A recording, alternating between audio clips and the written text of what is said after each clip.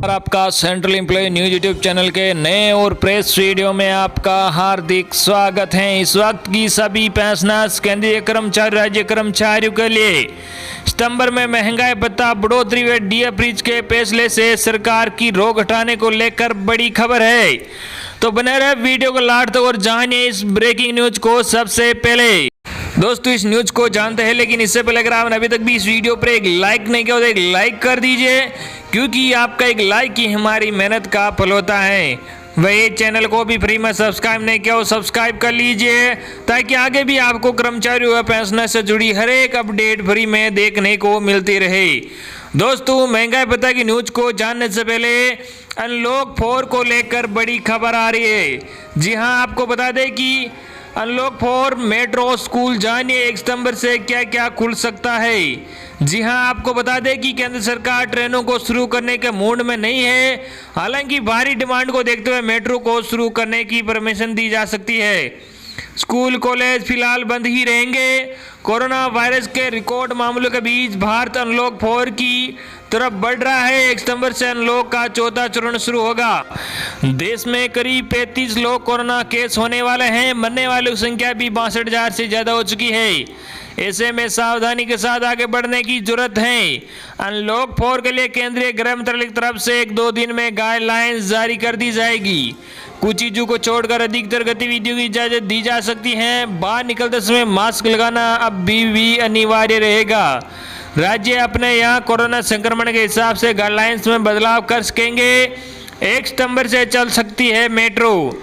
जी आपको बता दें केंद्र सरकार मेट्रो सेवाओं को शुरू करने की छूट दे सकती है। 22 मार्च से ही मेट्रो सेवाएं ठप पड़ी है, जबकि 1 सितंबर से दिल्ली एनसीआर में मेट्रो बंद है। मेट्रो शुरू करने पर कॉन्टैक्टलेस टिकटिंग सिस्टम लागू किया जाएगा और टोकन जारी नहीं होंगे। जाम छलकाने की मिल सकती है छूट। जी हां, बार में टेक अवे के जरिए शराब बेचने की छूट मिल सकती है। कर्नाटक सरकार भी रेस्तरां में शराब बेचने की परमिशन देने का मन बना चुकी है। अगले महीने पब और क्लब भी खुल सकते हैं। कोलकाता से घरेलू उड़ानें होगी शुरू। जी हां, कोलकाता में घरेलू उड़ानें को लैंड करने की छूट मिल जाएगी। सीएम ममता बनर्जी ने कहा कि 1 सितंबर से दिल्ली, मुंबई, पुणे, नागपुर, चेन्नई और अहमदाबाद की फ्लाइट कोलकाता एयरपोर्ट उतर सकेगी। राज्य में वीकेंड पर लॉकडाउन जारी रहेगा। फिलहाल बंद ही रहेंगे स्कूल और कॉलेज। स्कूल और कॉलेज बंद ही रहेंगे। हालांकि कर्नाटक में 1 सितंबर से डिग्री कॉलेजों की ऑनलाइन क्लासेस शुरू हो रही हैं। वहां 1 अक्टूबर से ऑफलाइन क्लासेस शुरू करने की भी योजना है। बाहर जाकर मूवी देखना अभी नहीं। जी हां, सिनेमा हॉल्स के भी बंद रहने की उम्मीद है। सोशल डिस्टेंसिंग के नियमों के चलते केवल 25 से 30% सीटें ही बुक हो पाएगी, जिससे घाटा होगा।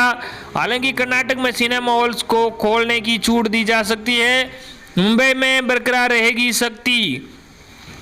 मुंबई की लोकल ट्रेनें सर्विस बंद रहेगी। मुंबई पुलिस ने भी चेतावनी जारी की है कि अगर बिना वजह बाहर घूमते मिले तो गाड़ी सीज कर देंगे।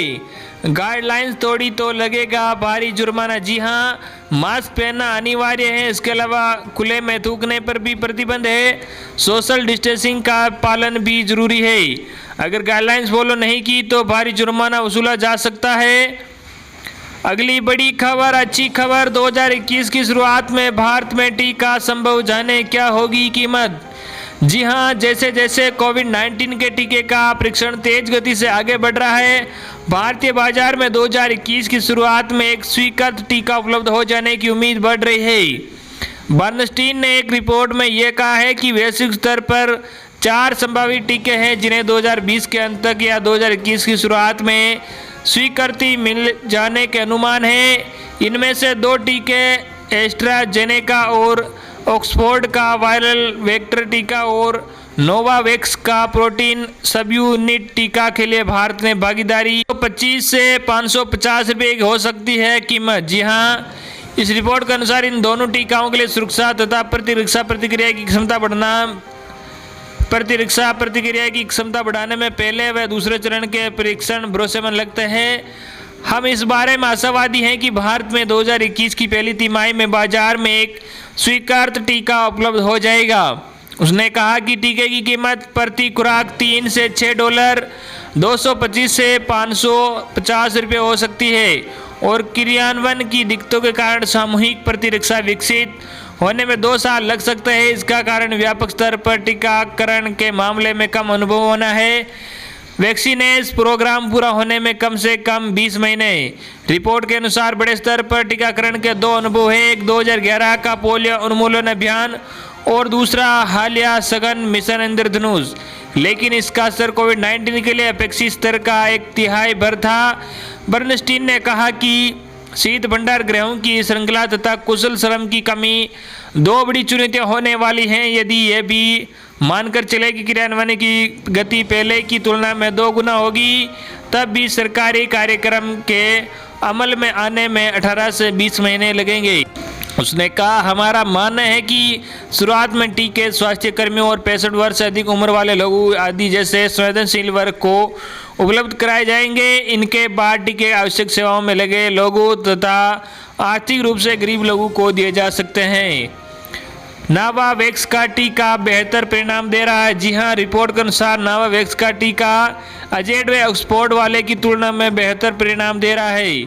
दोनों ने पहले 2 चरणों में अच्छे परिणाम दिए हैं और अब तीसरे चरण में हैं। इनके लिए एक व्यक्ति को 21 से 28 दिन के अंतराल में 2 खुराक देने की जरूरत होगी। उसने कहा कि सीरम इंस्टीट्यूट ऑफ इंडिया पहले टीके को पेश करने के लिए पूरी तरह से तैयार है।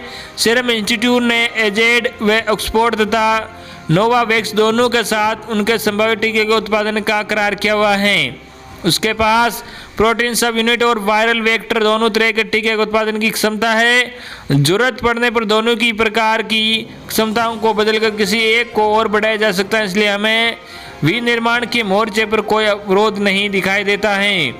2021 में 50 करोड़ खुराक भारत को संभव, जी हाँ, 1 अरब खुराक की अतिरिक्त क्षमता पर भी काम कर रहा है। हमारा अनुमान है कि वे 2021 में 60 करोड़ खुराक और 2022 में 1 अरब खुराक बना सकेंगे। इनमें से 2021 में भारत के लिए 40 से 50 करोड़ खुराक उपलब्ध होंगे। इनके अतिरिक्त भारत की 3 कंपनियां जायडस, भारत बायोटेक और बायोलॉजिकल ई भी अपने टीके पर काम कर रही है। ये टीके पहले व दूसरे चरण के परीक्षण में है। बर्नस्टीन ने अनुमान व्यक्त किया है कि भारत का टीका बाजार वित्त वर्ष 2021-22 में $6 अरब का हो सकता है। अगली बड़ी खबर उत्तराखंड से पुरानी पेंशन योजना को लेकर है। जी हां, पुरानी पेंशन योजना के पक्ष में खड़े हुए पूर्व मुख्यमंत्री हरीश रावत, जाने क्या कहा। उत्तराखंड के पूर्व मुख्यमंत्री और कांग्रेस के राष्ट्रीय महासचिव हरीश रावत पुरानी पेंशन बहाल करने के पक्ष में खड़े हो गए हैं। उन्होंने सोशल मीडिया के माध्यम से पुरानी पेंशन योजना के लिए आवाज़ उठा रहे कर्मचारियों को समर्थन दिया। उन्होंने कहा कि वे लोकसभा और विधानसभा से बाहर रहकर भी कर्मचारियों के लिए हिमायती है और पुरानी पेंशन योजना को फिर से बहाल करने के पक्ष में है। सोशल मीडिया में गुरुवार को पुरानी पेंशन योजना के संबंध में पूर्व मुख्यमंत्री ने पोस्ट किया कि वर्ष 1999 में कर्मचारी अटल बिहारी वाजपेयी के व्यक्तित्व से काफ़ी प्रभावित थे। भाजपा के चुनाव जीतने के बाद वाजपेयी सरकार ने पब्लिक सेक्टर की इकाइयों को निजी पूंजीपतियों को बेचना शुरू कर दिया। तत्कालिक पेंशन योजना के स्थान पर एक नई पेंशन योजना लेकर आए। आज केंद्र और राज्य सरकारों के कर्मचारी तड़प रहे हैं। रावत के मुताबिक 2019 में भी उन्होंने हल्द्वानी में एक सभा में कहा था कि मोदी के मौनास्त्र में फंसकर हमें नकारे।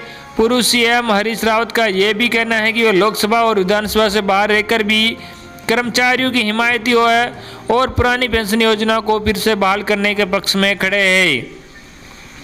अगली बड़ी खबर, केंद्रीय कर्मचारी पेंशन भोगियों के लिए मोदी सरकार ने लिया बड़ा फैसला, मिलेगा भरपूर फायदा। जी आपको बता दें कि केंद्र सरकार के रिटायर्ड कर्मचारी अब अपने पेंशन भुगतान आदि पीपीओ को डिजी लॉकर में रख सकेंगे। केंद्र सरकार ने पेंशन भोगियों को पीपीओ की ओरिजिनल प्रति के न होने पर भी इसकी ई प्रति को मान्य कर दिया है। रिटायर्ड होने वाले कर्मचारी को तभी पेंशन मिलती है जब सरकार की ओर से इस नंबर को जारी किया जाता है। पेंशन एवं पेंशनभोगी कल्याण विभाग ने यह पाया कि कई पेंशनभोगियों ने समय के साथ साथ अपनी पीपीओ की मूल प्रति को खो दिया है, जिसके बाद उन्हें पेंशन से जुड़े कार्यों को करने में दिक्कतों का सामना करना पड़ता है। कोरोना संकट में रिटायर्ड होने वाले कर्मचारियों को भी पीपीओ की मूल प्रति पाने में परेशानी और देरी हुई थी। इन सभी बातों को ध्यान में रखते हुए सरकार के इस फैसले से रिटायर्ड होने वाले कर्मचारियों और पेंशन भोगियों को बड़ा फायदा पहुंचाने जा रहा है। लोक शिकायत और पेंशन मंत्रालय ने एक बयान में कहा कि अब पेंशन भोगियों को पीपीओ की फिजिकल कॉपी देने की अनिवार्यता नहीं रहेगी। इलेक्ट्रॉनिक पेंशन भुगतान आदेश ईपीपीओ को डिजी लॉकर के साथ एकीकृत करने का फैसला लिया गया है। इससे पहले national fund regulatory and development authority ने national pension scheme tier second saver scheme के लिए ऑपरेशन गाइडलाइंस जारी कर दी है। गाइडलाइंस में कहा गया है कि केंद्र सरकार का कोई भी कर्मचारी जो कि एनपीएस में कंट्रीब्यूट करता है वह इस योजना के तहत अतिरिक्त पेंशन अकाउंट खुलवा सकता है। इसके जरिए वह रिटायरमेंट के बाद ज़्यादा पेंशन का लाभ ले सकता है। इस तरह केंद्रीय कर्मचारी के पास अब एक साथ इस योजना के तहत 3 अकाउंट को ऑपरेट कर सकते हैं। पहला टीयर 1 अकाउंट जो कि अनिवार्य है, यस पेंशन अकाउंट होता है। दूसरा टीयर सेकंड जिसमें निकासी पर कोई प्रतिबंध नहीं है और कोई टैक्स बेनिफिट नहीं मिलता है।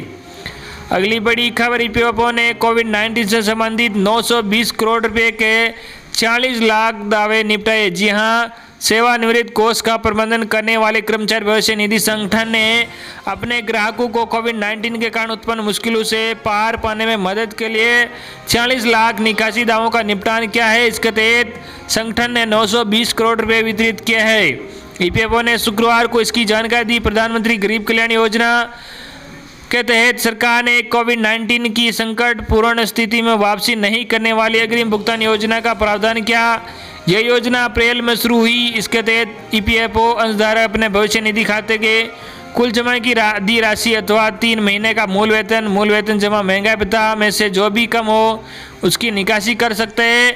ईपीएफओ ने एक बयान में कहा कि सामाजिक सुरक्षा की मुहिम को आगे बढ़ाते हुए ईपीएफओ ने कोविड-19 महामारी के बाद से अब तक करीब 46 लाख दावों का निपटान किया है और इनके तहत करीब 920 करोड़ रुपए वितरित किए गए हैं। अगली बड़ी खबर, सभी पेंशनर्स केंद्रीय कर्मचारी महंगाई भत्ता में सितंबर में बढ़ोतरी को लेकर बड़ी खबर है। जी आपको बता दें कि पिछले वर्ष 2019 में जुलाई से डीए में बढ़ोतरी की केंद्र सरकार ने घोषणा 9 सितंबर को की थी। केंद्र सरकार द्वारा सभी पेंशनर्स कर्मचारियों को डीए में सितंबर के पहले दूसरे सप्ताह में बढ़ोतरी पर फैसला लिया जा सकता है। इस वर्ष 2020 में भी अब यह घड़ी आ गई है। अब आप सभी पेंशनर्स व केंद्रीय कर्मचारियों को डीए में बढ़ोतरी की जाएगी। और सरकार द्वारा एक और बड़ा फैसला यह भी लिया जा सकता है कि सरकार द्वारा जून 2021 तक के डीए फ्रीज के फैसले को भी वापस लिया जा सकता है, क्योंकि पूरे देश भर में कर्मचारी पेंशनर द्वारा विरोध प्रदर्शन जोरदार तरीके से किया जा रहा है, जिसके चलते सरकार डीए फ्रीज का फैसला वापस ले सकती है। तो ये थी आपके लिए आज की बड़ी और बेहद ही महत्वपूर्ण बड़ी खबरें। आई होप कि आपको आज की हमारी सभी और बड़ी खबरें पसंद आएगी। धन्यवाद।